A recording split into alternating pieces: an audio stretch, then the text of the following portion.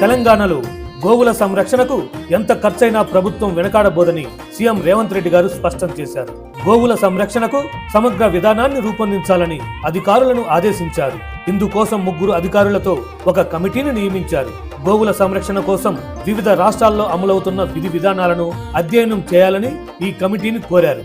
రాష్ట్ర పశుసంవర్ధక శాఖ ప్రత్యేక ప్రధాన కార్యదర్శి సభ్యసాచి ఘోష్, దేవాదాయ శాఖ ముఖ్య కార్యదర్శి శైలజ రామయ్యర్, వ్యవసాయ శాఖ కార్యదర్శి రఘునందన్ రావు ఈ కమిటీలో ఉన్నారు.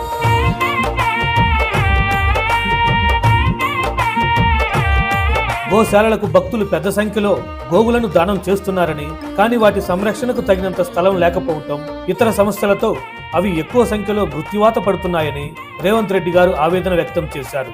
ఈ సమస్యను అధిగమించేందుకు రాష్ట్రంలో తొలుత 4 ప్రాంతాల్లో అత్యాధునిక వసతులతో గోశాలలు నిర్మించాలని వేములవాడ, యాదగిరిగుట్ట, హైదరాబాద్ నగర సమీపంలోని ఎనికేపల్లి, పశుసంవర్ధక శాఖ విశ్వవిద్యాలయం సమీపంలోని విశాల ప్రదేశాల్లో తొలుత గోశాలలు నిర్మించాలన్నారు.